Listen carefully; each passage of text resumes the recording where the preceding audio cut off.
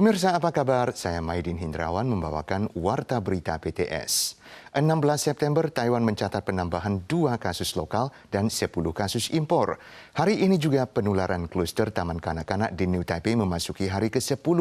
Kondisi sudah menstabil hingga Rabu total 32 orang positif terpapar. Dan New Taipei pun kembali mengizinkan warga untuk mengonsumsi langsung di tempat makan dan membuka kembali sejumlah tempat umum.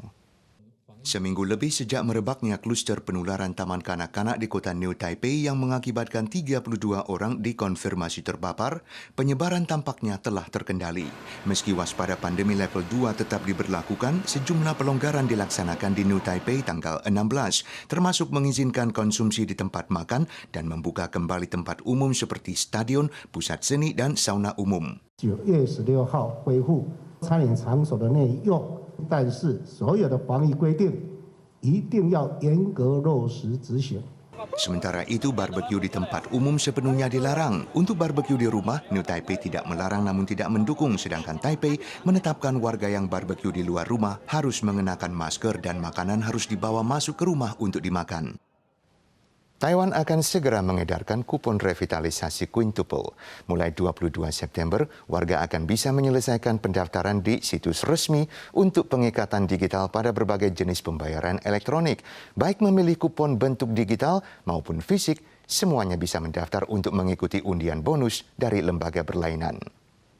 Pendaftaran online untuk kupon revitalisasi Quintuple akan segera dimulai. Menteri Non-Portofolio Audrey Tang beserta wakil-wakil dari 8 lembaga penyedia bonus menggelar konferensi pers mengumumkan cara pengikatan digital per individu atau per rumah tangga melalui situs resmi 5000.gov.tw yang akan diluncurkan 22 September atau melalui toko convenient di berbagai pelosok. 我们的设计是分散式的数位绑定，所以它不会同时全部都当机。 Bagi yang menginginkan kupon fisik, ada 3 cara melalui toko convenient, situs resmi, atau kantor pos. Untuk mencegah kerumunan, pemesanan sebelum November harus dibuat sebelum kupon bisa diambil di kantor pos. Pendaftaran untuk penambahan bonus dari lembaga berlainan juga dijadwalkan dimulai pada waktu yang sama. Usai menyelesaikan proses pemesanan atau pengikatan digital di situs resmi, warga bisa mengklik keinginan mengikuti undian bonus. Bagi yang mengurusi di toko convenient bisa memindai QR Code yang tersedia untuk mengikuti undian. Undian akan digelar setiap Senin hingga Jumat sepanjang 4 minggu sejak 11 Oktober. Ada 4 kesempatan terundi untuk setiap bonus, tapi setiap orang hanya bisa terundi sekali untuk bonus yang sama. Sementara itu, agar lebih banyak warga memilih kupon dalam bentuk digital, Kementerian Ekonomi menyediakan bonus uang makan $500 bagi 4 juta pendaftar pertama. Liburan festival bulan segera tiba, kebutuhan produk daging melonjak. Petugas Bea Cukai pun memperketat pemeriksaan untuk mencegah penyelundupan produk daging babi yang mungkin terinfeksi demam swine Afrika atau ASV virus. Dan mulai November, Taiwan akan melarang pengiriman massal dari 10 negara dan semua kargo akan diperiksa dengan sinar X. Mengantisipasi naiknya kebutuhan domestik pada festival bulan, mencegah penyelundupan produk daging babi yang mungkin tercemar ASV virus atau demam swine Afrika telah menjadi prioritas administrasi Bea Cukai, kantor Kaohsiung dan cabang selatan, khususnya dalam pemeriksaan pengangkutan kargo antara Kaohsiung dan Kinmen. Pada saat yang sama, kantor Bea Cukai Taipei mengumumkan kasus pelanggaran di antara perusahaan jasa kargo dan logistik, mencabut izin 2 darinya dan memberi peringatan pencabutan sementara bagi 5 lainnya.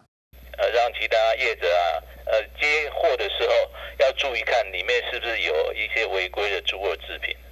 Untuk selanjutnya mencegah penyelundupan produk daging ilegal dengan cara pengiriman massal melalui angkutan udara ekspres, administrasi Bea Cukai mulai November melarang semua pengiriman massal kecuali dokumen dari 10 negara yang mencakup Vietnam, Indonesia, India, dan Malaysia, dan semuanya harus diperiksa dengan sinar X.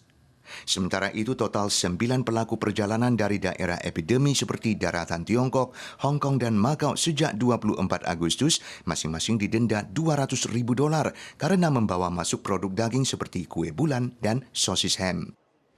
Pemirsa sekalian, sekian Warta Berita dari PTS. Kita suar lagi di pekan depan. Sampai jumpa.